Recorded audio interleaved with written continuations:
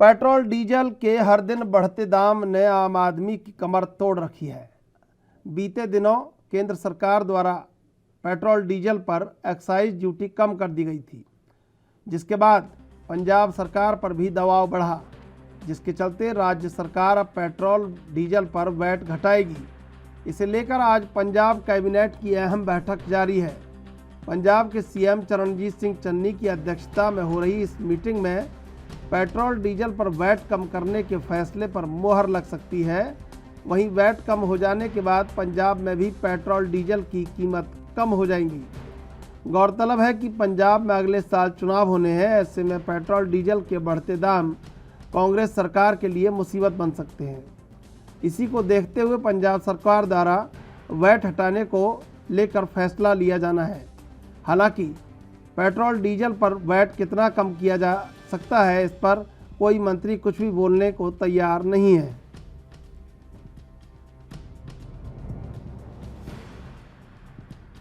इस समय पंजाब कैबिनेट की अहम बैठक चल रही है, जिसमें पेट्रोल डीजल को लेकर बड़ा फैसला हो सकता है। कांग्रेस शासित राज्यों में भी वैट घटाने को लेकर लगातार कवायद जारी है और शायद आज उसी दिशा में पंजाब कैबिनेट की ये जो अहम बैठक है, इसमें वैट घटाने को लेकर फैसला होने की उम्मीद है। वैट कम हो जाने के बाद पंजाब में भी पेट्रोल डीजल की कीमत कम होगी। पंजाब में अगले साल चुनाव होने हैं। ऐसे में पेट्रोल डीजल के बढ़ते दाम कांग्रेस सरकार के लिए मुसीबत बन सकते हैं। इसी को देखते हुए पंजाब सरकार द्वारा वैट घटाने का फैसला लिया जा सकता है। हालांकि पेट्रोल डीजल पर वैट कितना कम किया जा सकता है, इस पर कोई मंत्री कुछ भी बोलने को तैयार नहीं है।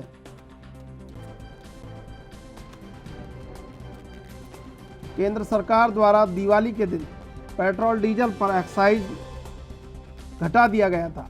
इसके तहत पेट्रोल की कीमत में 5 रुपये और डीजल में 10 रुपये कम किए गए थे। वहीं केंद्र सरकार के इस फैसले के बाद हिमाचल प्रदेश और हरियाणा ने भी वैट में कटौती की घोषणा की थी, जिसके बाद इन राज्यों में पेट्रोल डीजल की कीमत में 12 से 17 रुपये की कमी आई।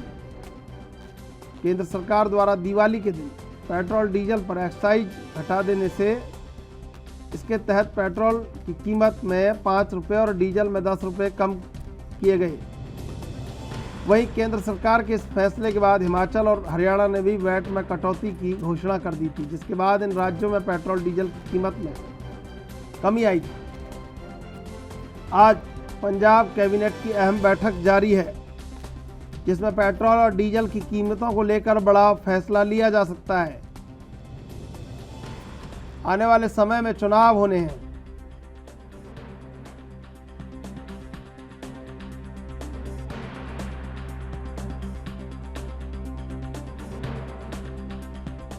और इसी मुद्दे पर चर्चा के लिए हमारे साथ हमारे मेहमान जुड़ चुके हैं। जीएस बाली कांग्रेस से, शुभेंदु शेखर अवस्थी बीजेपी से। आप दोनों का स्वागत एएनबी न्यूज पर। Thank you very much sir. GS Bali ji, आज जो ये अहम बैठक चल रही है कैबिनेट की, क्या उम्मीद है कितना वैट कम किया जा सकता है? कितना ये तो हम नहीं बता पाएंगे कि कितना कम किया जा सकता है। हो सकता है कि कम हो, और भी कई मुद्दों पर चर्चा होनी है। जी, वो क्या क्या अहम मुद्दे हैं जिन पर चर्चा होनी है? जो चर्चा हो सकती है, जैसे मुद्दे हैं लोगों को जो नौकरियां हैं, जो कच्ची नौकरियां हैं उनको पक्का करना है, पेट्रोल डीजल है, और भी कई ऐसे मुद्दे हैं हमारे सेंसिटिव मुद्दे हैं, उन पे चर्चा हो सकती है। अंदर कैबिनेट की मीटिंग का मतलब ही ये है, जो आम लोगों की चर्चाएं हैं वो होनी है उसके ऊपर। मगर जब तक डिक्लेरेशन नहीं होती तब तक कोई जानकारी ऐसी नहीं होती। जब डिक्लेयर हो जाएंगी आपको भी पता लग जाएगी, हमें भी पता लग जाएगी सर। जिस तरह मुख्यमंत्री चरणजीत सिंह चन्नी ने ताबड़तोड़ फैसले लिए, जनता में एक अच्छा संदेश गया है जी, लेकिन ये संदेश गया है और ये आगे जारी रहना चाहिए, और शायद इसी कड़ी में ये बैठक भी एक हिस्सा है। हाँ बिल्कुल, आपकी बात बिल्कुल सही है। चन्नी साहब जो हैं हमारे मुख्यमंत्री हैं, बहुत अच्छा निर्णय ले रहे हैं और बहुत अच्छा कार्य कर रहे हैं। मगर लेट हुआ मगर अच्छा हुआ, मतलब ये कहने का जनता के लिए बहुत अच्छा हुआ और अच्छे निर्णय ले रहे हैं मुख्यमंत्री जी पंजाब के।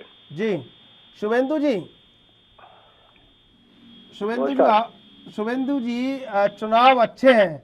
जब जब चुनाव होते हैं जनता को बहुत कुछ मिल जाता है आम दिनों के मुकाबले, और शायद ये सभी राजनीतिक दलों की संग है कि जो सत्ता में रहता है वो जनता को कुछ ना कुछ देकर अपने पक्ष में करने की तैयारी करता है, और शायद वो समानता आप सब में है। नहीं, देखिए त्रिशूल साहब, जो आप प्राइस कट की बात कर रहे हैं, ऐसा किसी ने भी एक्सपेक्ट नहीं किया था कि प्राइस इंटरनेशनली इतना ज्यादा ऊपर जाएंगे। अभी भी प्राइसेस जो क्रूड ऑयल के हैं ऊपर जाने की कोशिशें लोग कर रहे हैं, और जो वर्ल्ड वाइड इसका एक बहुत बड़ा प्रॉब्लम है उसको भी सॉर्ट आउट करने के लिए नॉट ओनली इंडिया, बहुत सारी और कंट्रीज भी कोशिश कर रही हैं। अब इसको इस चुनाव के मामले से नहीं जोड़ा जाना चाहिए, और ये समय की रिक्वायरमेंट भी थी कि प्राइस 100 रुपए से ऊपर चला गया था, और हमारे जो जनता थी उसको परेशानी हो रही थी। हमको दूसरी ओर ये भी देखना था कि हमारे जो विकास कार्य चल रहे थे उसमें कोई इसके कारण दिक्कत ना आए, क्योंकि हमारे जो कांग्रेस के मित्र हैं ये सब कहते रहते हैं कि ये सब फ्यूल प्राइसेस नहीं कम हो रहा है। हमको याद है कि एक बार मनमोहन सिंह जी ने कहा था कि पैसे पेड़ पे नहीं उगते हैं। तो वो सब चीजें सभी सरकारों के लिए हैं। सभी सरकारें कोशिश करती हैं कि सब चीजों पर कंट्रोल किया जाए। जो सरकारें अच्छी चल सकती हैं, चलाई जाती हैं, उसमें प्रॉपरली मैनेज हो जाता है, जैसे कि भारतीय जनता पार्टी की केंद्र सरकार। जहां तक इनका कांग्रेस का है विषय, पंजाब का और विपक्ष के पूरे देश का, अभी तक कोई प्राइस नहीं उन्होंने घटाया है। आप देखिए कर्नाटका में 19 रुपए तक प्राइस डाउन हो गया, मतलब 19 रुपए कुछ पैसे भी प्राइस डाउन हुआ है डीजल और पेट्रोल पे। तो इस तरीके से इनको भी करना चाहिए, जनता को राहत देनी चाहिए। बातें ज्यादा बड़ी करा लो इनसे। अभी तक ये सब लोग कह रहे थे कि सेंटर करेगा तब हम करेंगे, तब इन्होंने नहीं किया। अभी लखनऊ में जब जीएसटी काउंसिल की मीटिंग हुई तब सभी स्टेट्स में, इंक्लूडिंग इनके स्टेट्स ने भी ये कहा कि अभी इसको जीएसटी के तहत लाने की आवश्यकता नहीं है, क्योंकि स्टेट को भी चलाना होता है। तो ये दो तरफा बात करते हैं डबल स्टैंडर्ड्स में। पब्लिक के बीच में कहते हैं कि डीजल प्राइस का काम करो, जीएसटी लाओ, और जब जीएसटी काउंसिल की मीटिंग होती है तो उसमें इसका अपोज करते हैं। तो ये इनका चरित्र है, और अच्छी बात है चंदी साहब कुछ अच्छा करना चाहते हैं, क्योंकि ये खुद ही कह रहे हैं कि पिछले 4.5 सालों में कुछ नहीं हुआ, अभी इसी 3 महीने में ही सब कुछ करना है। कल सिद्धू साहब ने भी ये कहा कि 40 दिन में कुछ नहीं कर पाए तो अगले दिन में क्या होगा, हमको यदि सरकार दे दी जाए तो 15 दिन में हम कर लेंगे। कल डोभाल साहब ने इनके जो एजी हैं उन्होंने भी ये बात कही। तो मेरा ये कहना है कि ये अपना घर संभाले। हम लोग तो एपीएस देओल साहब, हाँ देओल साहब ने जो कहा, तो ये सब चीजें इनके घर की लड़ाई है, और इसमें हम लोगों को नहीं बोलना चाहिए। घर की लड़ाई ठीक करे, अच्छा सरकार चलाए जितना समय है उनके पास, और अगले चुनाव की तैयारी करें, हम भी कर रहे हैं। जीएस बाली जी, ये कहा जाता है कि चुनाव अच्छे हैं, और चुनाव के दौरान आम इंसान को, आम जो नागरिक होता है उसको बहुत कुछ मिल जाता है। सत्ता में जो दल होता है वो सब कुछ देने की कोशिश करता है। तो ये आमतौर पर अगर लगातार ये सब मिलता रहे, ये सब होता रहे, जिस तरह ताबड़तोड़ फैसले लिए गए हैं, सराहनीय कार्य किए गए हैं, अगर ये 4 साल 5 साल पूरा ये किए जाए तो शायद एक उदाहरण बन सकता है, और वो उदाहरण बन नहीं पाता आजकल। देखिए माधवर, मैं आपसे ये कहना चाहूंगा, मानयोग जो हमारे बीजेपी के प्रवक्ता हैं वो कह रहे थे कि हमें ये बात नहीं करनी चाहिए, इनका अंदरूनी मामला है। बिल्कुल आपकी बात सही है कि मत करिए आप हमारे अंदर की बात, आप अपने अंदर की बात देखिए। आपने क्यों पेट्रोल डीजल घटाया है, इसके पीछे बहुत से कारण हैं। अभी तक आप 1 रुपया 38 पैसे, 50 पैसे, 30 पैसे रोजाना आप बढ़ा रहे हैं। बाहर हिंदुस्तान के बाहर के जो कंट्री हैं उनमें पेट्रोल बहुत सस्ता है, और हमारे हिंदुस्तान में बहुत महंगा है। मैं किस किस कंट्री का नाम लूं? हमारी कंट्री, हमारा हिंदुस्तान को सप्लाई करता है, उसके बावजूद हमारे यहाँ महंगा है। इनके जब इनको हार का मुंह देखना पड़ा, जब इनको चारों तरफ नीचे आना पड़ा, उसके बाद इन्होंने पेट्रोल का दाम कम आज क्यों कम किया?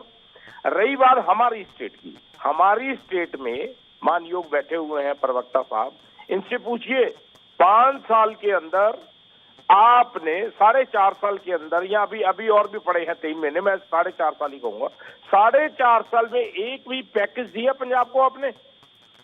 एक भी आपने कभी सहायता की? आप माई बाप हैं हमारे, वहां बैठे हैं दिल्ली में, माननीय प्रधानमंत्री जी हैं, गृह मंत्री जी हैं, ये और भी नाम लूं, डिफेंस मिनिस्टर साहब हैं, हमारी सीतारमन जी हैं, फाइनेंस मिनिस्टर हैं, एक भी पैकेज दिया हमारे पंजाब को? हिमाचल को 50,000 करोड़ रुपए का, 40,000 करोड़ रुपए का, यूपी को पैकेज, उत्तराखंड को पैकेज, और स्टेटों को पैकेज, वाई नॉट हमारे पंजाब को? आप ये कहते हैं कि हमारे पंजाब से वैट भी हम कम कर देंगे। अरे भाई रेवेन्यू कहाँ से लाएंगे? तो एक बार जीएस वाली जी पूछ ले। सर एक सेकंड मैं आपको बात पूरी करूं। हम कहाँ से लोगों का काम करेंगे? हम कहाँ से डेवलपमेंट करेंगे? कोई भी काम करें, सबसे पहले हम इनसे मंजूरी लें, ये हमें मंजूरी देंगे तो हम काम करेंगे। सभी राज्यों को, जितने राज्य हैं हिंदुस्तान के, सभी राज्यों के पास कोई ऐसी पावर नहीं है जो हमारी भी मांग थी, बाकी स्टेटों की भी है। कम से कम हमें इतनी अनुमति तो दी जाए दिल्ली से या सेंटर से कि कम से कम हम कोई काम कर सके। कोई काम हमें जीएसटी हमारा नहीं दिया इन्होंने, 8,500 करोड़ रुपया। बीजेपी एंड अकाली दल की संयुक्त सरकार थी, यहाँ मिली जुली सरकार थी, आपस में समझौता था इनका। 31,000 करोड़ रुपया जाते जाते ये वापस कर गए सेंटर को। 39,000 करोड़ रुपया हमारा पेंडिंग पड़ा है इनके पास। हमें ये कहते हैं डेवलपमेंट की बात। ठीक है, हमारे आज मुख्यमंत्री जी डेवलपमेंट कर रहे हैं, हमारी कांग्रेस आज डेवलपमेंट कर रही है, हमारे पास जैसा जो बनेगा हम करेंगे। पुराने मुख्यमंत्री इनके साथ मिले हुए थे, आप सारी दुनिया को मालूम हो गया, अब तो हमें कहने की जरूरत क्या है। इसलिए हमारे पंजाब का कहीं ना कहीं विकास रुका हुआ। अब मुझे ऐसा लगता है कि एक अच्छे मुख्यमंत्री एक अच्छे कार्यकर्ता की तरह आए हैं और वो अपना काम बखूबी निभा रहे हैं। सर आप बताइए। शुभेंदु जी, जो आरोप लगाया है कि पैकेज नहीं दिया गया पंजाब को, तो इस विषय पर आपसे जानकारी चाहते हैं कि दिया गया या नहीं दिया गया? चंद्रशेखर जी एक बात और दिया गया तो क्या दिया गया, और नहीं दिया गया तो क्या क्या नहीं दिया गया? चंद्रशेखर जी, मैं इनकी बातों को, वाली साहब की बातों का जवाब देना चाहता हूँ। एक तो भारत के संविधान के हिसाब से देश चल रहा है। 10 साल इन्होंने चलाया, 70 साल इन्होंने चलाया, 7 साल से हम चला रहे हैं। और जो संविधान में लिखा है, जिस तरीके से केंद्र और जिस तरीके से राज्यों के बीच में संबंध होने चाहिए, उस तरीके से चला रहे हैं। पूरे पंजाब को वैक्सीनेशन फ्री दी गई है। पूरे पंजाब को जो जो चीजें आवश्यकता थी, एमएसपी पर हाईएस्ट प्राइस दिया गया है। और जो आवश्यकताएं हैं, अब किसी राज्य के अंदर कोई घटना घट जाती है, प्राकृतिक बड़ी घटना घट जाती है, भूस्खलन हो जाता है, या वो स्टेट अभी डेवलप नहीं हो पाया है, तो उसकी विशेष योजनाओं के तहत में हम लोग कुछ पैकेज देते हैं। उसको बात को बीच में लाकर और ये कहते हुए कि हमने 4.5 साल पंजाब में काम नहीं किया, पर अगले 4 महीने में या 3 महीने में या 2 महीने में चन्नी साहब करके दिखा देंगे, तो इनके पास कोई जिन्न नहीं है। पंजाब को जब हमने टेररिस्ट से बचाने के लिए 50 किलोमीटर रेंज को बीएसएफ को देने को कहा, तो वहीं सोनिया गांधी और उनकी राहुल गांधी सबके में मिर्चे लगने लगे और उन्होंने इसका भी अपोज किया, सर्वदलीय बैठक को बुलाया। ये एक तरीके के मानसिक विहीनता के साथ चल रहे हैं, क्योंकि इनको समझ में नहीं आ रहा है कि देश के लिए क्या चीज चाहिए, राष्ट्र के लिए क्या चीज चाहिए, और राजनीतिक पार्टियों को उन विषयों के ऊपर रोटियां नहीं सेकनी चाहिए, और आज भी ये सेक रहे हैं। इनको ये अपने अध्यक्ष से पूछना चाहिए कि अब पाकिस्तान के साथ उनके क्या संबंध हैं, और सबको जग जाहिर है ये। आज ये लोग कैप्टन साहब को कह रहे हैं, आज से 4 महीने पहले तो यही बाली साहब उनको कंधे पे बैठाले हुए पूरे पंजाब में घूम रहे थे। आज इनके घर के अंदर मनीष तिवारी जी कुछ बोल रहे हैं, तब ये उनको भी ना बोले। ये G23-7 हमने बनाया है, ये 23 बढ़ के कहीं 50 ना हो जाए। जिस दिन आप अपनी कांग्रेस को ठीक करना चाहोगे तभी ठीक होगा, और ठीक ऊपर से नीचे नहीं होगा, नीचे से भी ऊपर ठीक करना पड़ेगा। तो बाली साहब, आप इस तरीके से राहुल गांधी, सोनिया गांधी, चन्नी गांधी और सिद्धू गांधी के इतने चरण मस्तक मत हो जाओ कि आप विषयों से अलग हो जाओ। किसी भी राज्य को कोई भी ऐसा पैकेज नहीं दिया गया आज तक जो उसकी आवश्यकता से अनुरूप हो, और आपने कोई चीज भी मांगी हो प्रदेश से, प्रदेश ने देश से, तो उसको भी दिया गया है। इस तरीके के विषयों को यहां पे डिस्कस करने से आपको, मेरे को ही लगता है कि आप विषयों से अलग होते हो। आज आपको जब पूरा देश कर सकता है तो आपको भी डीजल और पेट्रोल में वैट कम करके दिखाना चाहिए। जीएस बाली जी, जी काफी गंभीर आरोप आपके ऊपर लगा दिए हैं शुभेंदु कोई शेखर बात अवस्थी जी ने, बीजेपी ने। जी जी जी आप सिलसिलेवार एक एक करके इनका जवाब दे दीजिए। बिल्कुल मैं देता हूँ। पहली बात मैं आपको ये बताऊं कि 100% हम अपने अध्यक्ष महोदय राहुल गांधी, सोनिया गांधी और राहुल गांधी की तारीफ करेंगे और करते रहेंगे, इसमें आपको कोई आपत्ति नहीं होनी चाहिए। दूसरी बात मैं आपसे ये कहूं कि आप कहते हैं आपकी जानकारी बहुत कम है। अवस्थी साहब, मान योग, मैं फिर भी आपको अदब से कहूंगा, मेरे में कोई ऐसे मैं टेम्पर लूज नहीं करूंगा जैसा आप कर रहे हैं। मैं अदब से कहूंगा आप मेरे बारे में जानते नहीं हैं। मैंने 3 साल पहले अमरिंदर सिंह को छोड़ दिया था। आप 3 महीने की बात करते हैं। इन मुद्दों को अवस्थी साहब मैंने उठाया था 3 साल पहले लोगों के बारे में। लोग ब्लॉक प्रेसिडेंटशिप नहीं सुनते, मैंने प्रवक्ता पर छोड़ दी थी और अमरिंदर सिंह से मेरी सीधी बात थी। मैंने अमरिंदर सिंह को छोड़ा था लोगों के कारण कि काम नहीं हुए। सर अवस्थी जी सुन लीजिए, आप इस तरीके की बातें मत करो। देखो सबको मालूम है, चंडीगढ़ में रहते हो, हमको भी आपकी जानकारी है। अवस्थी जी देखिए मेरी बात सुन लीजिए, आप बोलिए मत, डिबेट खराब हो जाएगी, कोई फायदा नहीं है बोलने में, मैं भी बहुत होशियार हूँ। सुन लीजिए आप मेरी बात को। मैंने 3 साल पहले अमरिंदर सिंह को छोड़ दिया था क्योंकि अमरिंदर सिंह की नीतियां आपके साथ मिलती थी। आज आपके नेता पंजाब के कहते हैं कि हम उनके साथ, हमारी उनकी नीतियां मिलती हैं। रही सिद्धू साहब की बात, आपने बात कही कि पाकिस्तान से क्या रिलेशन है, यही बात अगर मैं कहूं, मेरे भी प्रधानमंत्री हैं देश के, आपके अकेले नहीं है, बीजेपी के। आपके क्या रिलेशन से बिना बताए चले गए थे पाकिस्तान में? आपने सिद्धू को ही ये उस ऊपर वाले ने, उस पिता परमेश्वर ने बख्शिश दी है कि वो लांगा खुलवाने की अनुमति चाहे आपकी थी, उसमें मुझे कहने में कोई दिक्कत नहीं है।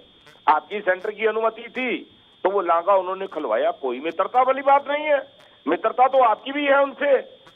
पाकिस्तान में बिना बताए देश के प्रधानमंत्री चले जाते हैं। हमारे प्रधानमंत्री को अगर कुछ हो जाता तो कौन पूछने वाला था? आप ये बताइए।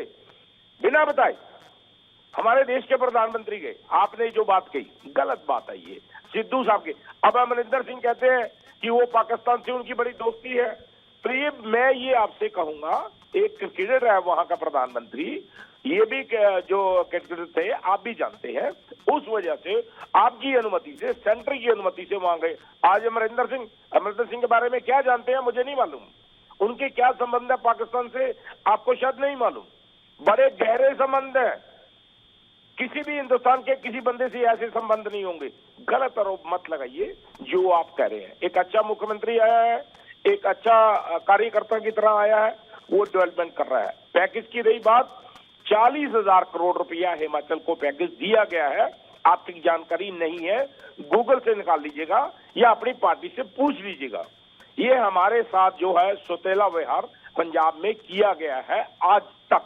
जब भी हम पैकेज, हमारा पैसा ही हमें नहीं मिला। आपको ये भी जानकारी नहीं है कि 8,500 करोड़ रुपया हमारा जीएसटी का आज तक नहीं हमें मिला।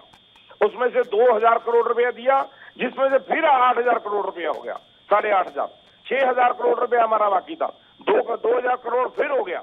अब 8,500 करोड़ रुपया हमारा जीएसटी का भी नहीं देंगे, फिर बोलेंगे आप वैट कम कर दीजिए। अरे भैया आप कर सकते हैं, हरियाणा भी कर सकता है, हिमाचल भी कर सकता है, यूपी भी कर सकता है, और भी स्टेटें अगर कहूं कर सकती हैं, क्योंकि आपका पूरा समर्थन उनके साथ है।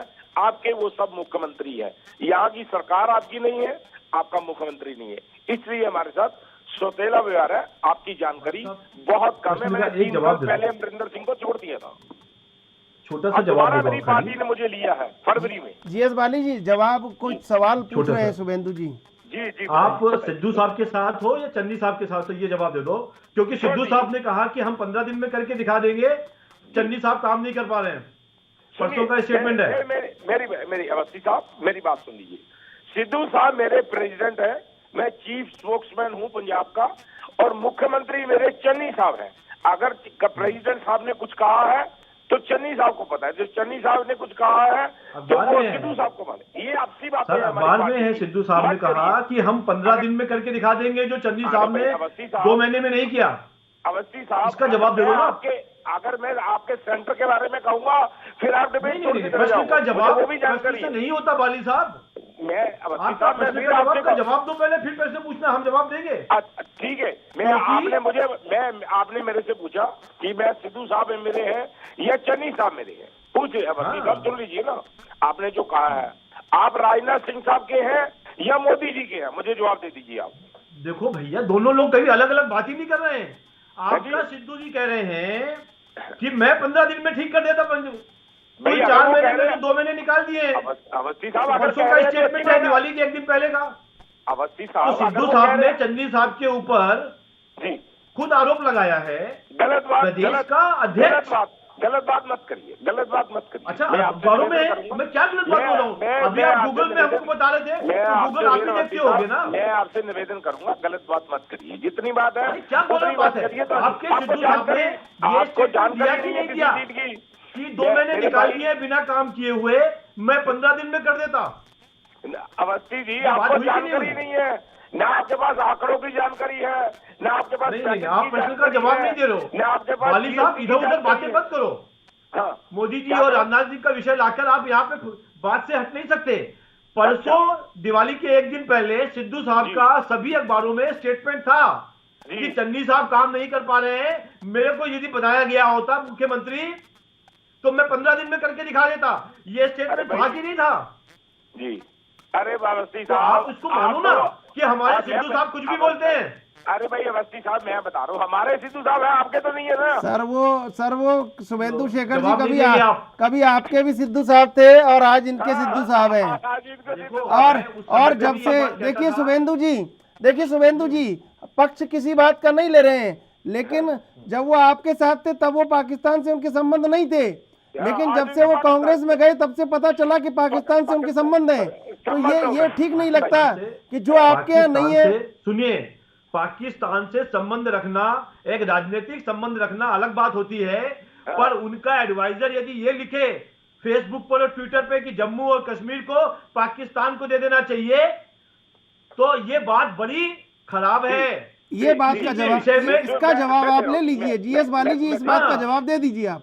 नहीं, हमने ये नहीं कहा कि उनके संबंध सबके हो सकते हैं, राजनीतिक संबंध। इसका जवाब ले लेते हैं कि देश तोड़ने की बातें ना की जाएं। जी हाँ, मेरी बात सुनिए, मैं आपको स्पष्ट एक बात बता दूंगा। सुनिए, हर आदमी का अपना एक नजरिया होता है सोचने का, कि हर आदमी, उनको हटा दिया गया उस पद से। अरे हमारे हिंदुस्तान, हमारे भारत को कौन तोड़ सकता है भाई?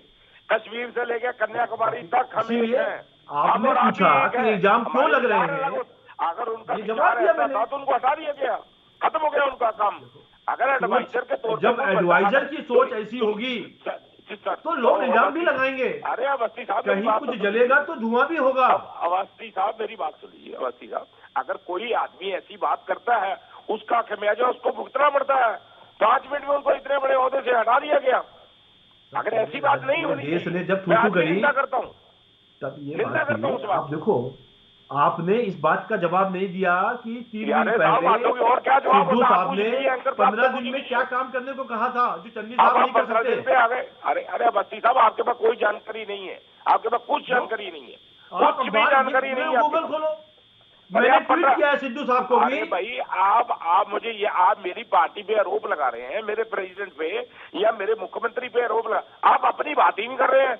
आप डीजल का, हमारा पंजाब के ऊपर डिबेट चल रहा है। अरे भाई कोई आज के ऊपर हमारे दिल्ली पे डिबेट होता है, हमारी पार्टी यूपी पे होता तो मैं जवाब देता। प्रश्न आपके विषय पर है। जीएस बाली जी, ये बताइए कि कांग्रेस को पंजाब लोक कांग्रेस से कितना खतरा है? किससे सर, एक बार फिर बताइए। कैप्टन अमरिंदर सिंह ने जो पार्टी बनाई है पंजाब लोक कांग्रेस, उससे कांग्रेस को कितना खतरा है? जी, कांग्रेस को कोई खतरा नहीं है उनसे। ना उन्होंने पंजाब का कुछ किया, ना उन्होंने लोगों का कुछ किया, तो कांग्रेस का नाम साथ ले लिया। बीजेपी का साथ उनका जरूर है, ये बीजेपी का हिसाब था, वो उन्होंने बोला है खुद, हमने नहीं बोला। इनके लीडर बोलते हैं खुद कि उनकी हमारी जो नेचर है वो मिलती है, वो उनकी जो पॉलिसी है उनसे हमारी मिलती है। हमारी पार्टी को कोई खतरा नहीं है। हमारे मुख्यमंत्री, हमारे अध्यक्ष महोदय बिल्कुल बहुत बढ़िया तरीके से काम कर रहे हैं और बहुत डाउन टू अर्थ जाके काम कर रहे हैं। बिल्कुल। शुभेंदु जी एक सवाल आपसे करना चाहेंगे। शुभेंदु जी पंजाब से है ना? शुभेंदु जी एक सवाल आपसे करना है। शुभेंदु जी, पंजाब कांग्रेस पूरा खराब हो गया है। शुभेंदु जी, वो छोड़िए आप, वो मैंने जवाब ले लिया। आपसे सवाल करना चाहते हैं कि 11 करोड़ विशाल कार्यकर्ताओं की पार्टी, और अब जैसा आपकी पार्टी का जनाधार है पूरे देश में बड़ा है, लेकिन एक बात समझ में नहीं आती कि पंजाब में आपको नए नए छत्रप क्यों ढूंढने पड़ते हैं। आप इतना एक बड़ा फैसला क्यों नहीं ले पा रहे हैं कि पंजाब में आप अकेले चुनाव लड़ें। जब एसएडी से आपका साथ छूट गया तो अब नई आपने एक कोई गणित समीकरण बिठाए हैं सियासी, तो एक राष्ट्रीय पार्टी इतना विशाल, जैसा कि आप कहते हैं दुनिया की सबसे बड़ी पार्टी, तो ऐसी क्या बात है कि आप पंजाब में अकेले चुनाव लड़ने की हिम्मत नहीं कर पा रहे हैं? करना चाहिए आपको। हिम्मत की बात नहीं है चंद्रशेखर त्रिशूल जी। अभी आपने वेस्ट बंगाल में भी चुनाव देखा और हमने बहुत मजबूती से चुनाव लड़ा। जहां पर हमारे 3 से 4 सीटें थी, वहां पे हमने 75 से ज्यादा संख्या लाके मुख्य विरोधी विपक्षी दल बन के सामने उभर के आए हैं। जहां पे इनकी 25-25, 30-30 सालों की सरकारें थी, कम्युनिस्ट पार्टी की भी और कांग्रेस की भी, वहां पर एक भी सीट नहीं मिली। हम पंजाब में भी वैसे ही चुनाव लड़ेंगे। हमने उत्तर प्रदेश में भी स्थानीय पार्टी, जो लोकल पार्टीज होती हैं, उनके साथ हम कोलैबोरेशन करते हैं, अपना दल है। और भी बहुत जगह पे, बिहार में हमने नीतीश जी के साथ चुनाव लड़ा है और यहाँ पे भी पंजाब में भी अकाली दल के साथ 1952 से हम साथ में हैं। शिवसेना के साथ 1952 में संबंध हमारे अभी तक है। यही एक गंभीर सवाल रहते। देखिए शुभेंदु जी, एक गंभीर सवाल, दो गंभीर सवाल यहाँ पर उत्पन्न होते हैं कि बीजेपी अपने परंपरागत राज्यों में चुनाव कहीं ना कहीं एक जो आंकड़ा है वो कम हुआ है। परंपरागत राज्यों में चुनाव हारी है बीजेपी, और दूसरा पुराने जो आपके छत्रप थे, घटक दल थे, उनसे आपका रिश्ता उतना मजबूत नहीं रहा इस समय जो पहले तक चला आया था। तो ये कहीं ना कहीं कमोवेश कुछ हुआ है इसमें। त्रिशूल जी मैं एक ही बात कहूंगा कि महाराष्ट्र में भी हम सबसे बड़ी पार्टी हैं, पर जो मेरी सहायक पार्टी जब अड़ गई कि हमको ही मुख्यमंत्री बनना है, तो हमने राज्य को छोड़ना ही ठीक समझा। और उस पार्टी ने जो वर्षों तक पवार साहब का, कांग्रेस का और सबका विरोध करती रही, उनकी विचारधारा का विरोध करती रही, शिवसेना और बाल ठाकरे जी के विषय में आप जानते हैं, उन्होंने सत्ता के लिए यदि उनके साथ समझौता किया तो ये उनका सोच है, ये हमारा सोच नहीं हो सकता। हमने तो पूरा अपना राष्ट्र धर्म, राज्य धर्म सब निभाने की कोशिश करी है। और यही नहीं, हमने वहां पे भी, आप सोचिए, अभी हमने चुनाव लड़ा आसाम में और बाकी जगहों पर, वहां की भी लोकल पार्टियों के साथ हमने चुनाव लड़ा है। और ऐसे ही यदि हमारी कैप्टन साहब की पार्टी के साथ यदि कोई कोलैबोरेशन होता है तो हम पंजाब में भी चुनाव लड़ेंगे। मेरा ये कहना है। अब देखिए शुभेंदु, सुनिए, हमारे को छत्रपों की आवश्यकता नहीं होती है। सद्दाम मरे अबुश भारत दोनों में खुश, वो उस तरह की स्थिति है। अब वो कैप्टन साहब को भी यह है कि अगर आप दोनों मिलकर चुनाव लड़ेंगे तो आप चाहे चुनाव जीतें चाहे हारें, वो उनकी कहीं दिल्ली में एंट्री हो जाएगी। अब ये आपके लिए, दोनों के लिए प्रश्न चिन्ह है कि आप दहाई के आंकड़े से दोनों अगर ऊपर हो जाते हैं तब कुछ आपकी स्थिति संभावनाएं बन सकती हैं। अभी उतना वोट आपका नहीं है बीजेपी का पंजाब में कि आप एक फाइट में आ सकें। देखिए, ऐसा ही आप सब लोगों का कहना था जब वेस्ट बंगाल का चुनाव लड़ना चालू किया था हमने, और अंत तक ऐसी स्थिति आ गई थी कि हम मुख्य विरोधी, मुख्य विपक्ष के रूप में सामने आए। यहां पर भी समय आने दीजिए, हमारे आंकड़े और हमारी राजनीति और हमारी रणनीति अच्छी चल रही है। हम ये नहीं कह रहे कि दूसरों के घर में क्या हो रहा, हम अपने घर को ठीक कर रहे हैं। और कांग्रेस के बहुत सारे नेता, माधवराव सिंधिया से लेकर जतिन प्रसाद तक हमारी पार्टी में ज्वाइन किए, और उन्होंने ये समझा, ज्योतिरादित्य सिंधिया कि भारतीय जनता, ज्योतिरादित्य सिंधिया जी ने, और उन्होंने ये समझा कि हमारे यहाँ पर आकर ही उनको राष्ट्र के लिए जुड़ना होगा। जतिन प्रसाद जी का भी यही कहना था। यूपी के सबसे बड़े कद्दावर नेता थे, मध्य प्रदेश के कद्दावर नेता सिंधिया साहब के लड़के ज्योतिराज सिंधिया थे, और इसी तरीके के और भी बहुत सारे लोग धीरे धीरे आते हैं। उसमें कैप्टन साहब भी आ रहे हैं, ये अपनी पार्टी को ला रहे हैं हमारे साथ मिला के। इसमें कोई अलग बात नहीं है, ये राजनीति होती है। बहुत सारे समय लोग वेस्ट बंगाल में हमारे साथ जुड़े थे, हमारी सरकार नहीं आई तो वापस भी चले गए, ये सब चलता है राजनीति में। पर मैं ये कहना चाहता हूं कि हमारा जो कैडर है बीजेपी का, आरएसएस का, उसने पंजाब में आजादी के बाद से लेके आज तक बहुत काम किया। घरों में लोगों की जान बचाई है, पार्टीशन से लोग उनको आज भी याद करते हैं। और आने वाले समय पर पंजाब में हम एक मुख्य पार्टी के रूप में उभरेंगे, ये मेरा आपको वादा है।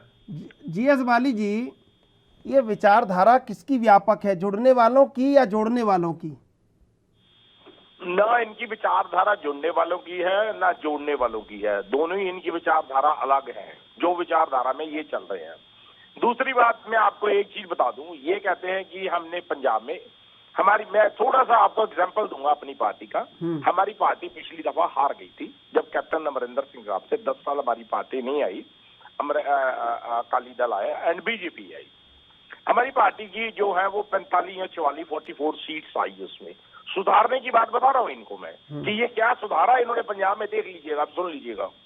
हमारी पार्टी 44 पे आके अटक गई है 45 पे, अमरिंदर सिंह साहब के उस टाइम के जब चीफ मिनिस्टर थे। फिर भी हम बड़ी मजबूती से आए, 5 साल की सरकार के बाद हमारी 45 सीट्स आई। आज इनकी स्थिति देख लीजिए, हमने कितना सुधारा कि उसके बाद हमारी सीट जो है 10 साल बाद 81 आई। हमने कैसा अपनी पार्टी को सुधारा। अब इनकी पार्टी ये हाल देख लीजिए क्या है। इनकी पार्टी की पहले सीटें जो थी 19 थी जब ये अलायंस थे उनके बाद, उसके बाद इलेक्शन हुआ तो ये 12 पे आ गए, फिर इलेक्शन हुआ ये 6 पे आ गए, फिर उसके बाद इलेक्शन अब हुआ तो 3 पे आ गए। इनका सुधार देख लीजिए पंजाब में क्या है। अभी इनको म्युनिसिपल कॉर्पोरेशन का कोई आदमी नहीं मिला, मुझे कहना नहीं चाहिए, बुरी बुरी दुर्दशा हुई मतलब पंजाब के अंदर कि लोगों ने ये तक दरवाजे तक बंद करके अब शब्द कहे जो नहीं कहने चाहिए। एक राजनीतिक पार्टी है, एक ऊपर फैसला है उनका। आप लोगों से क्या, अब प्रवक्ता साहब बैठे हैं, मेरी इनसे कोई दुश्मनी थोड़ी। हमने इन्होंने अपनी पार्टी की बात रखनी है, हमने अपनी पार्टी की बात रखनी है, मगर लोगों को ऐसा नहीं करना चाहिए जैसा पंजाब में हुआ। इनको मारा पीटा, कपड़े उतारे, नहीं होना चाहिए। हम उसकी निंदा भी करते हैं। पार्टी के अपने अपने सुझाव होते हैं, अपने अपने कानून है, उन्होंने चलना है। वो ऊपर वालों को तो पता ही कुछ नहीं नीचे क्या हो रहा है।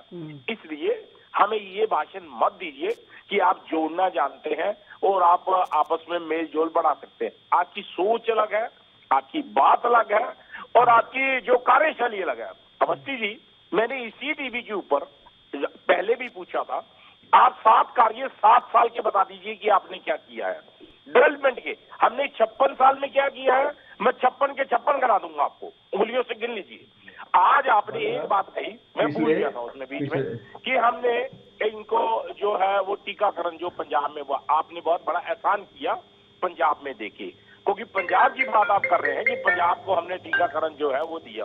सारे हिंदुस्तान को देश के प्रधानमंत्री का क्या फर्ज है, बहुत अच्छा किया, बता देते हैं आपको कि बहुत बड़े। क्या आप ये गिना रहे हैं कि देश के प्रधानमंत्री ने हमें टीके दिए मुफ्त में?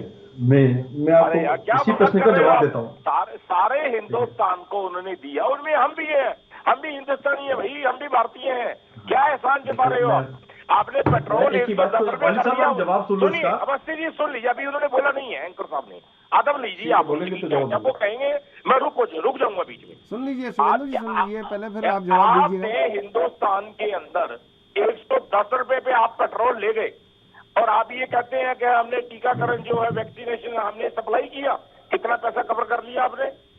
आप मुझे बताइए, हिंदुस्तान के लोगों से लिया है ना आपने, भारत के लोगों से लिया है ना पैसा, ये आप मुझे बता दीजिए। तो आपने पैसा कवर कर लिया जितना आपने उनको दिए। इसलिए चुपड़ी जब समय दोगे तो बोलूंगा मैं। बिल्कुल सुपड़ा साफ हो जाएगा। अब आपका हिमाचल में आपके सामने 4 सीटें चलेगी, पंजाब के साथ ही हिमाचल लगता है। अब बाली जी उपचुनाव का तो बाद में कह लीजिएगा, एक बार जो आपने सवाल रखे उनका जवाब ले लीजिए। शुभेंदु जी, ये जो आंकड़ा बताया 19, 11 और 6 और 3, ये एक बार इसको आप थोड़ा सा विश्लेषण कर दीजिए इसका।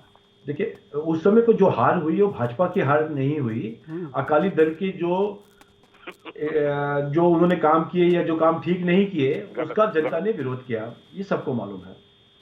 और पूरे देश देख रहा है, जिस जिस राज्यों में कांग्रेस की सरकार हुआ करती थी और बहुत सालों से सरकारें थी, वह सब सरकारें उनको छोड़कर भाजपा की सरकारें बनाई। यदि हमने 7 सालों में काम नहीं किया होता, जैसा बाली साहब हमारे बड़े सीनियर प्रवक्ता है उन्होंने बताया, तो किसी भी राज्य में भारतीय जनता पार्टी की सरकारें नहीं आते। दूसरा प्रश्न, जो इन्होंने 70 सालों में पाप किए उसको हमने लगभग 7 सालों में साफ करने की कोशिश करी है। 40,000 करोड़ इराक के और इससे बहुत ज्यादा पैसे हमने दूसरे राज्यों के ऑल बॉन्ड में जो इन्होंने दिए नहीं थे 2010, 2011, 2012 में 1,40,000 करोड़ के ऑयल बॉन्ड की सब्सिडीज को जो उन्होंने पे नहीं किया, ऑयल बॉन्ड में बना दिए, उसको हम पे कर रहे हैं। साथ में 10,000 करोड़ रुपए प्रति वर्ष हम उसका इंटरेस्ट भी पे कर रहे हैं। जो इन्होंने 70 सालों में पाप बनाए, जो कहते हैं काटे बोए, उनको हम काट रहे हैं। आज बाहर का लोन खत्म हो गया। जो हर साल जब रेलवे के अंदर बजट आता था तो वो घाटे में होती थी और 20% उसका फ्रेट बढ़ता था। तो भारत में आज भी पिछले 7 सालों में एक बार फ्रेट बढ़ा है, वो भी 3%। रेलवे प्रॉफिट में आ गई है। बाली साहब कभी भी दिमाग खोल के भी देख लिया करो, दुनिया का भारत में क्या रैंकिंग हो गई है। आज जहां पे भी भारत जाता है वहां पे लोग खड़े होकर उनकी यशगान करते हैं कि भारत आया है। और दिवाली पे भी छुट्टी अमेरिका में अलाउ कर दी गई है। यहाँ पर जब हम बात कर रहे हैं तो समृद्ध भारत की बात कर रहे हैं। भारत बदल गया है। जब आप 4 किलोमीटर, 3 किलोमीटर, 5 किलोमीटर रोज टूटी फूटी बनाते थे, आज बड़े बड़े हाईवे एक दिन में 100 किलोमीटर तक बन रहे हैं। ये नया भारत है। और आप जब पूछना चाहते हैं कि भारत के अंदर ईज ऑफ डूइंग वर्किंग का कैसा हुआ, तो आप रैंकिंग देख लीजिए और इस बात समझ लीजिए, 1 लाख करोड़ रुपए का प्रधानमंत्री है। गरीब अन्न योजना में लोगों को दिवाली तक भोजन दिया गया। ये सब पैसा आप लोगों ने, भारत की जनता ने थोड़ा थोड़ा पैसा, कभी डीजल के नाम पर, कभी जीएसटी में, तो कभी इकट्ठा करके पूरे देश की रक्षा करी है। और जब ये टीका आया था तो आपके ही सरकार और आपके ही नेता राहुल गांधी से लेके सुरजेवाला तक यही कह रहे थे कि इस टीके को मत लगाना। आज ये टीका कहीं बाहर से ले लिया गया होता तो भारत 10 साल पीछे चला जाता। जब पहले टीका आता था तो 20 साल बाद आता था भारत में। पीलिया और इसका कहते हैं ये आपका जो दुनिया भर की जो टीके आए भारत में, 20-20 साल भारत में बाद आए। आज यदि 14 दिसंबर को अमेरिका में टीकाकरण चालू हुआ तो 16 दिसंबर को भारत में भी चालू हुआ और 120 करोड़ लोगों को टीका लगाकर भारत को स्वस्थ कर दिया। ये भारतीय जनता पार्टी की केंद्र सरकार है, मोदी जी की सरकार। और सबसे बड़ी बात, कश्मीर में 370 धारा हटाकर दिखा दिया कि यदि दिल में कुछ करने का हो तो हम कर सकते हैं। और अयोध्या में जाके राम मंदिर भी बन रहा है बिना कोई लड़ाई युद्ध किए हुए। इसको भारतीय जनता पार्टी कहते हैं, इसको मोदी की सरकार कहते हैं। इसलिए कभी चैनल पे आप जरूर आना, इन सब विषयों पर बात करेंगे बाली साहब। और मैं आपके माध्यम से इस चैनल से भी कहता हूं कि हमारी 7 सालों की और उनकी 70 सालों की एक डिबेट कराई जाए और बाली साहब को जरूर बुलाया जाए। नहीं सर, तो हम हम जवाब देंगे कि भारत की जनता क्या चाहती है। जवाब ले लीजिए सर। देखिए शुभेंदु जी, हमारा काम है सवाल करना। अब वो सवाल बुरा लगता है, अच्छा लगता है, इससे हमें कोई डर नहीं है, कोई भय नहीं है और कोई खौफ नहीं है। सवाल पूछा जाएगा, सवाल का जवाब आपसे मांगा जाएगा और सवाल का जवाब आपसे इसलिए मांगा जाएगा क्योंकि आप सरकार में बैठे हैं। अगर आप उत्तरदायी हैं, जिम्मेदार हैं, तो आपसे सवाल, वो हर सवाल पूछा जाएगा जो जनता से जुड़ा हुआ है। बिल्कुल पूछना चाहिए। अब इसमें मुझे नहीं लगता कि आपको बुरा लगना चाहिए। बुरा नहीं लग रहा, मैंने तो इनकी बात पे जवाब दिया कि इन्होंने ये पूछा कि चैनल पे डिबेट करवा लेंगे, सच पूछते रहेंगे और सच आपको बोलना पड़ेगा। अगर ये सच है कि उपचुनाव हुए और उपचुनाव में जिस तरह के परिणाम आए और फिर पेट्रोल डीजल घटाया गया, तो पूछना पड़ेगा कि उपचुनाव का कारण था कि नहीं था। इसमें आपसे हर वो बात पूछनी पड़ेगी क्योंकि आप सरकार में बैठे हैं। और आपसे, और सुनिए शुभेंदु जी, इसलिए भी पूछना पड़ेगा क्योंकि आपने जितनी अपेक्षाएं लोगों के अंदर जागृत की हैं, तो फिर सवाल आपसे पूछना बनता है। बिल्कुल। जीएस बाली जी, हर प्रश्न का अवस्थी जी सुन लीजिए जरा आप बात। लेकिन सवाल आज कांग्रेस से भी है। जीएस बाली जी, लोगों की अपेक्षाएं हैं, जिस तरह मुख्यमंत्री चरणजीत सिंह चन्नी लगातार ताबड़तोड़ फैसले ले रहे हैं, क्या आज पेट्रोल डीजल के दाम पंजाब में घटेंगे? मानिएगा आप जो कह रहे हैं हमारी सोच भी है, हमारी बात भी है, और मैं ये कहूंगा एज ए प्रवक्ता बड़ी जिम्मेदारी से कि होना चाहिए, जरूर आज कम होने चाहिए। देखिए मुझे कंफर्म नहीं है क्योंकि कैबिनेट की मीटिंग है, 18 लोगों की मीटिंग है। देखिए 18 लोग पंजाब में जो आगे के आगू हैं, हमारे पंजाबी में उनको कहते हैं, वो आगू हैं, उन्होंने ही ये फैसला देना है। हम भी ये चाहेंगे कि जरूर एक जनता को राहत मिलनी चाहिए, जैसे चन्नी साहब राहत दे रहे हैं ऐसी राहत लोगों को मिलनी चाहिए। अब मैं इनकी बात का जवाब दूंगा सर, जरूर इन्होंने लंबी चौड़ी डिबेट की है कि हिंदुस्तान में हमने ये कर दी होगा। अब मैं आपके आपने मुझे कहा दिमाग खोल के बात करिए। दूसरी बात आपने ये कही 100% आप हिंदुस्तान की किसी जगह पे डिबेट करवा लीजिएगा।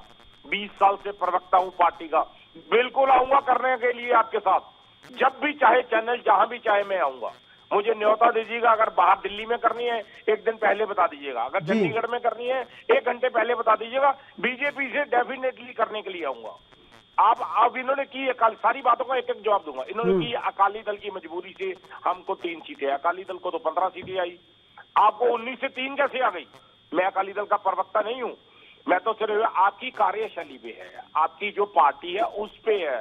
आपने क्या काम किया पंजाब में? सीटें कम नहीं होनी चाहिए थी, ज्यादा होनी चाहिए थी। मैं ये बता रहा हूं कि आपने क्या काम किया। आप बहुत बढ़िया काम करेंगे जब आग लगी हुई है पंजाब में। दूसरी बात इन्होंने ये कही कि हमने तो जी बड़ा विकास कर दिया, 1 लाख करोड़ का, 1,76,000 करोड़ रुपया आरबीआई से क्यों लिया आपने? बैंक खाली क्यों कर दिए आपने? बैंक घाटे में क्यों चले गए? लोगों के पैसे क्यों मर गए? लोग सड़कों पे क्यों आ गए? और जो घोटाले करके लोग बाहर चले गए, आप मुझे बताइए किसी एक को पकड़ के लाए आप? करोड़ों अरबों रुपए के घोटाले करके चले गए। अरे हम तो आप प्रवक्ताशाही करते रह गए, आप और मैं। लोग तो माल लूट के ले गए हमारे हिंदुस्तान का, एक भी तो पैसा दिलाया उनको। सुनिए सुनिए सुनिए सुनिए सुनिए, अगर मैंने कोई गलती की है, आपकी अगर सरकार बनाई है, पकड़ लाते उनको। अब मुझे कहना नहीं चाहिए स्वर्गीय, पैसा तो आप ही की सरकारों ने दिया उनको। सुनिए अवस्थी जी, हमने थोड़ी ना दिया। आपकी बात तो सुन लो ना। मैं आपकी बात में बोला नहीं, बिल्कुल चुप रहिए, सुन लीजिए मेरी बात को। माननीय स्वर्गीय श्री जेटली साहब, मैं मिला भी हूं उनसे, ऐसा नहीं है, जब वो फाइनेंस मिनिस्टर थे पार्लियामेंट में, और मैं आपको बताऊं उनसे मिलके मालिया गया है, और ये मालिया का खुद का बयान है। आपकी भारतीय जनता पार्टी के लोग भाग के चले गए, लोन हमने दिए, सारे हिंदुस्तान को लोन दिया हमारी गवर्नमेंटों ने, वो सब भाग के चले गए। मैंने भी लिया था, मैं भी भाग जाता हूं, मैंने पैसे चुकाए अपने, ऐसा थोड़ी मेरे पे ब्याज भी बहुत लगा, ये नहीं मैंने दिया, मैं भी बिजनेस करता था। इसका मतलब ये थोड़ी कि कांग्रेस गवर्नमेंट ने आकर डेवलपमेंट के लिए किसी को पैसा दिया है और अगली गवर्नमेंट आई है वो कहते जाओ भाई प्लेन लेके भाग जाओ, ऐसा नहीं है, कुछ नहीं किया आपने। 1,76,000 करोड़ का जवाब दे सकते हैं आप कि क्यों लिया मोदी गवर्नमेंट ने? बताइए, आप प्रवक्ता है उसके। आप कहते हैं जी हमने ये किया, हमने। उसके बाद इनके एक और प्रवक्ता आते हैं बड़े टीवीओ पे, पात्रा जी, जानते हैं हम सब लोग, आप भी जानते हैं कि वो क्या करते हैं, आपको टीवी क्या बताते हैं, उनको एंकर साहब के साथ कैसी बातें होती है। हमने 3 लाख करोड़ का जो है निवेश किया। सबसे बड़ी बात ये, जब निवेश होता है हिंदुस्तान के अंदर हो या दूसरी कंट्री के अंदर हो, पेट्रोल डीजल सबसे पहले नीचे आता है, मुद्रा रुपया सबसे पहले नीचे आता है, महंगाई सबसे कम होती है। क्या बात करते हो, आपको कोई जानकारी ही नहीं है। बीजेपी के आप प्रवक्ता हैं, रूलिंग गवर्नमेंट के, गवर्नमेंट की बात कर रहे हैं और जानकारी आपके पास कुछ भी नहीं है। 3 लाख करोड़ रुपए का हमारी जानकारी पर आप चर्चा ना करें। अरे भाई हम तो रखेंगे आपकी जानकारी, हम क्यों नहीं रखेंगे? हम तो रखेंगे आपकी। आप ये मत कहिए कि हमको जानकारी क्या है क्या नहीं है। आप बिल्कुल बिल्कुल आप इस तरीके की बातें मत करिए। अरे भाई आपको जो जानकारी है वो जवाब दीजिए। मैंने आपकी क्षमता सुनी ना, आपकी बात मैंने बोला नहीं बीच में। नहीं, आप ये नहीं कर सकते हमारे ऊपर। अरे भाई अरे हाथ दो, जब आपकी बारी आएगी सुन लेना, बता देना मुझे क्या बात है। आप ऐसा शब्दों का प्रयोग नहीं कर सकते। अरे भैया बस्ती जी, बात तो सुन लीजिए ना आप, आपके में क्षमता ही नहीं है। यही बीजेपी की खासियत है कि बोलना जानती है, काम करना नहीं जानती। हम आपको बता रहे हैं, पूरी देश को मालूम है। दूसरी बात, अरे भाई अरे यार आप सुनेंगे नहीं, एंकर साहब इन्हीं से बुलवा लीजिए, मैं चुप हो जाऊंगा। नहीं देखिए बाली साहब, व्यक्तिगत बड़े काबिल व्यक्ति हैं, ऐसे व्यक्तिगत आक्षेप न लगा के जो आंकड़ों पे बात हम कर सकते हैं।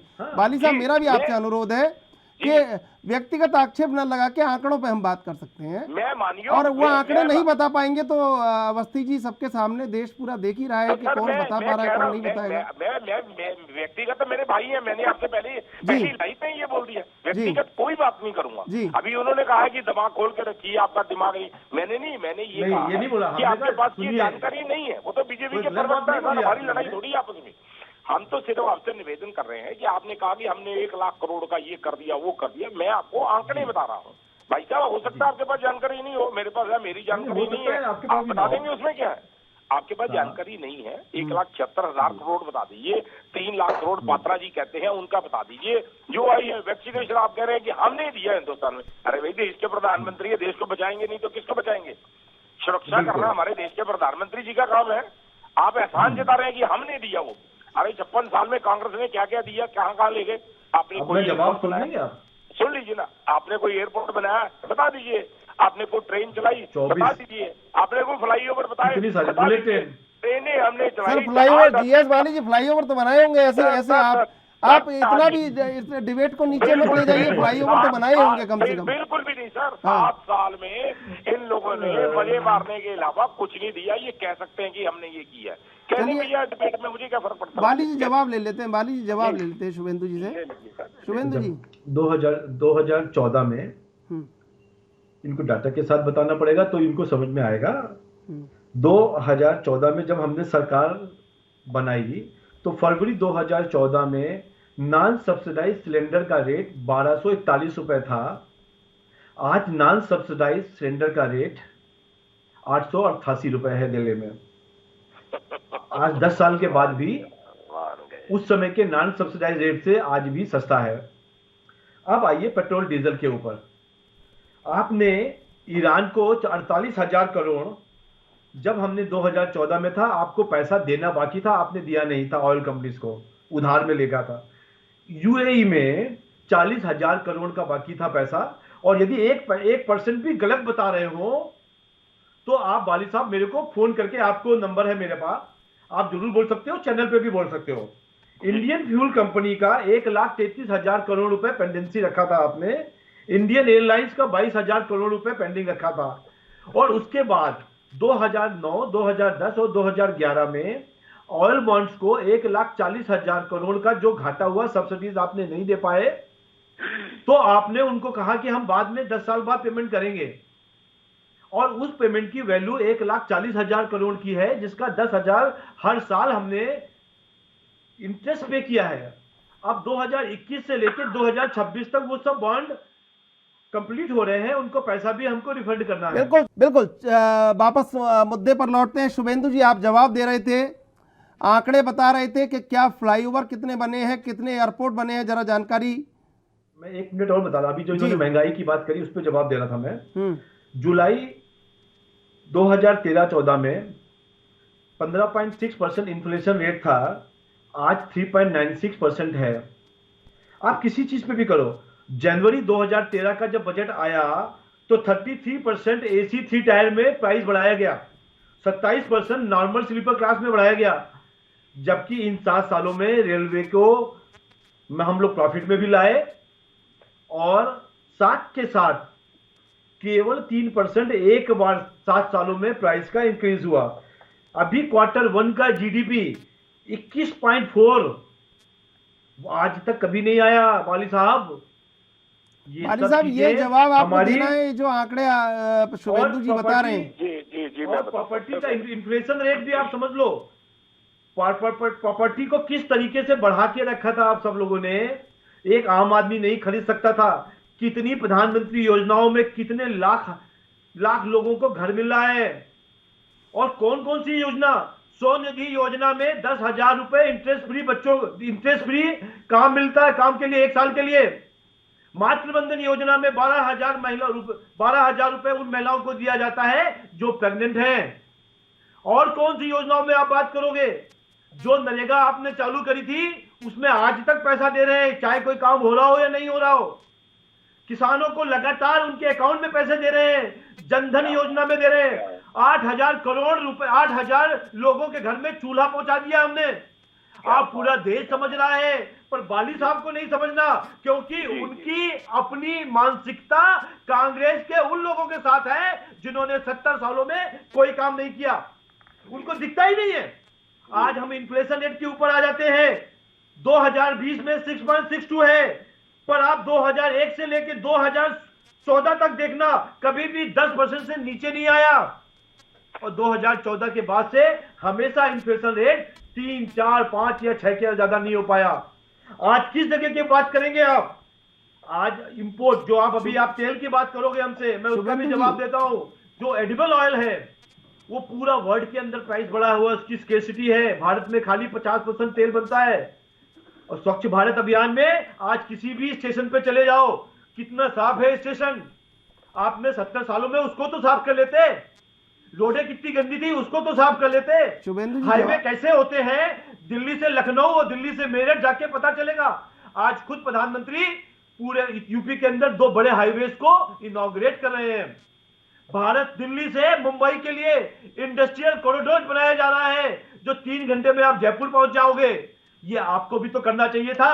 आपको दिखता नहीं है, ये हाईवे नहीं दिखते, ये रोड नहीं दिखती, ये बुलेट ट्रेन नहीं दिखती, तो आपको दिख क्या रहा है? केवल और केवल गांधी परिवार। उस तरीके का आप डायलॉग देते हो टीवी चैनल पे। जी जीएस बाली जी, बहुत सारे सवाल हो चुके हैं, एक एक करके जवाब उनके दे दीजिए। सवाल कितने भी हों, सब ये जितने और बुलवाना चाहे बुलवा लीजिए, मैं दूंगा जवाब सब। और इनको टाइम दीजिए पूरा, कोई नहीं।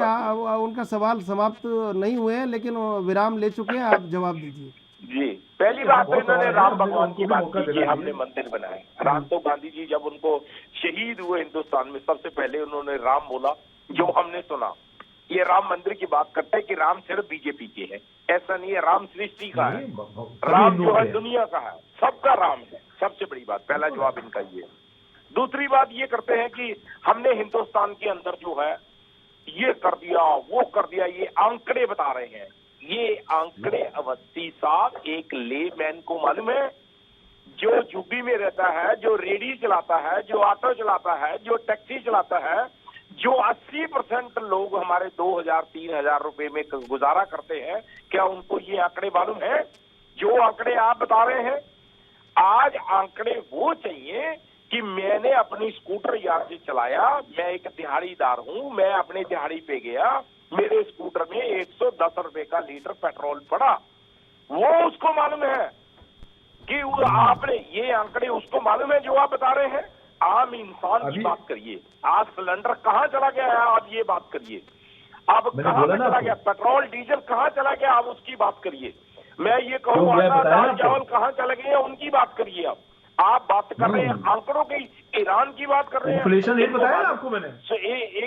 ये जो लोग हैं सड़क पे चलने वाले, जब मोदी सरकार आनी थी, सुनिए मैं आपको एग्जाम्पल दे देता हूँ। फिर मैं रात के 10 बजे जब पार्क में घूम रहा था तो मैंने एक आइसक्रीम वाले से पूछा कि भाई आप वोट किसको डालोगे, क्योंकि हमारे लोगों की आदत होती है, पॉलिटिकल लोग हैं, अरे हम तो मोदी साहब को वोट डालेंगे जी।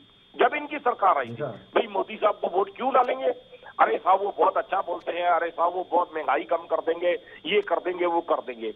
इनकी सरकार आई, वो लेमैन आज पूछता है मोदी जी बीजेपी क्या कर रही है।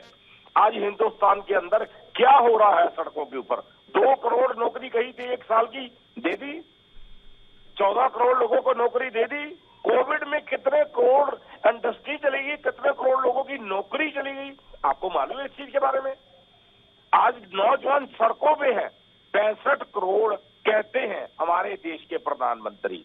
हमारे प्रधानमंत्री ये कहते हैं कि यंगस्टर है, नौजवान है। बिल्कुल जीएस बाली जी, शुभेंदु शेखर जी, समय समाप्त हो रहा है। आपका बहुत बहुत धन्यवाद डिबेट में जुड़ने के लिए। बहरहाल सवाल बहुत सारे बाकी हैं, लेकिन सबसे बड़ा सवाल कि सीएम चन्नी जो प्रेस कॉन्फ्रेंस करेंगे उसमें कितना अहम फैसला आ सकता है और कितना पेट्रोल और डीजल पर रेट कम हो सकता है।